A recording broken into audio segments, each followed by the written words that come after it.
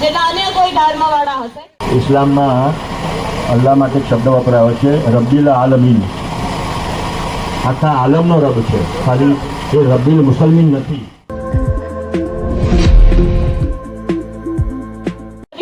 અને એક રિસ્પોન્સિબલ ભારતીય નાગરિક છે. તો આજે અગેન તમને બધાને હું ઈદ ઉલ ફિતર બાબતે ફરીથી શુભકામનાઓ આપું છું અને આવી રીતે આપણે મળતા રહીશું. હું સૌને બી રિક્વેસ્ટ કરીશ બે શબ્દ કહેશે આવી રીતે. સુરત કરતા નબીની સીરત તરફ આપણે આગળ વધીએ. પહેલાનો જમાનો એવો હતો કે મુસલમાન તો ઈમાનવાળા કહેવાય ને, ઈમાન પોતે. પહેલાં એવું હતું કે મસ્જિદ કાચી હતી, ઈમાન પાકું હતું. અત્યારે મસ્જિદ છે પાકી થઈ ગઈ છે, ઈમાન ક્યાંક બગડી ગયું છે. તો નબી સાહેબને આપણી સાચી શ્રદ્ધાંજલિ એ જ હોઈ શકે કે આપણે ભારત દેશના નાગરિક છીએ.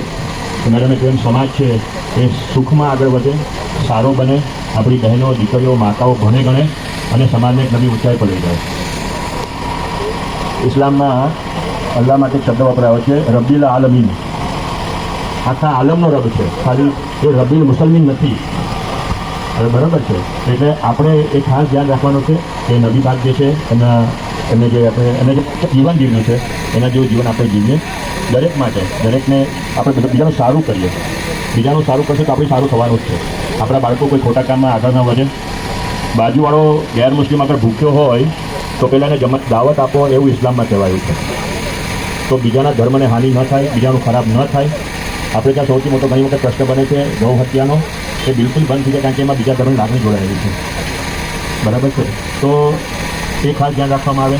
ડ્રગ્સ છે, દારૂ છે, દેશદ્રોહી જેવી પ્રવૃત્તિઓ છે, સમાજને નુકસાન કરતી કે સમાજને નબળો પાડતી કોઈ પણ પ્રકારની પ્રવૃત્તિ હોય, જે દેશને નબળો પાડતી કોઈ પણ પ્રવૃત્તિ હોય, એમાં આપણો સમાજ કે આપણા નોજવાનો, આપણા બાળકો ઇન્વોલ્વ ન થાય અને સમાજના મુખ્ય ધારા સાથે કભે ખભો મિલાવીને આગળ વધીએ એવી હું આજના પ્રસંગે આપ સૌને પ્રાર્થના કરું છું, વિનંતી કરું છું. રંગ ખાખી છે, તમે અમારા માટે એટલા જ છો જેટલા અન્ય કોઈ ધર્મવાળા હશે.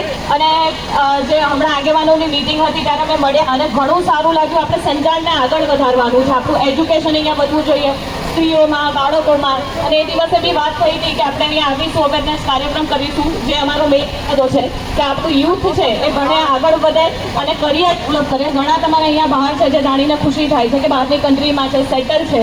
બીજા પણ અહીંના જે લોકલ છે એ બાળકો ભણે તેવી અમારી આશા છે. આ ઉપરાંત આપણે જે ડ્રગના દૂષણ છે એ બધા દૂષણથી દૂર રહીએ. દારૂનું દૂષણ તો જનરલી નથી જોવા મળતું, પણ જે ડ્રગનું દૂષણ છે એ સમાજને એ વખતે બી મેં સમજાવ્યું હતું કે કોઈ પણ કન્ટ્રીની ઇકોનોમી બિગ કરવી હોય તો એના યુથને તમે આડા રસ્તે ચડાવી દો તો એ કન્ટ્રીને તકલીફ પડે છે. એવી રીતે કોઈ પણ સમાજને પણ તકલીફ પડે છે. તો જ્યારે આપણે સમાજ તરીકે આગળ વધવું છે તો આપણે ડ્રગના દૂષણથી દૂર રહીશું, એ એક અમારા તરફથી અપીલ છે.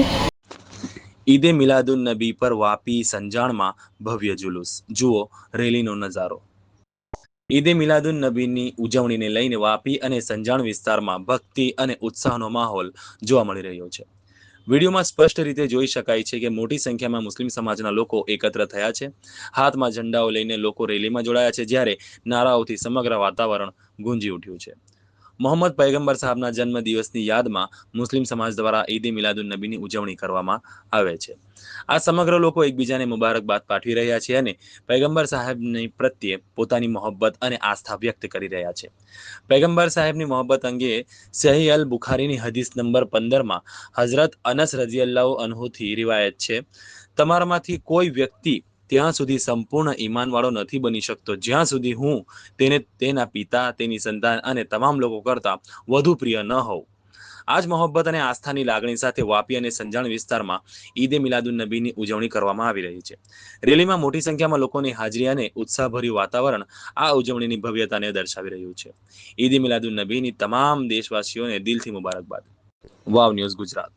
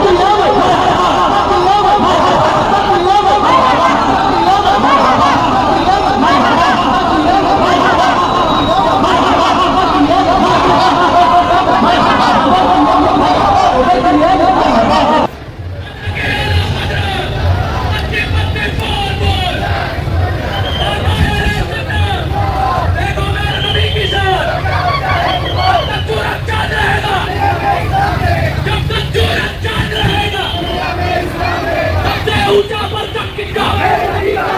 सबसे ऊंचा परचम किसका? दोनों जहां में चर्चा किसका? चार जहां में चर्चा किसके? अब आप लोग अली अली बोलना, मन को तुम बोला, मेरा नबी ने बोला।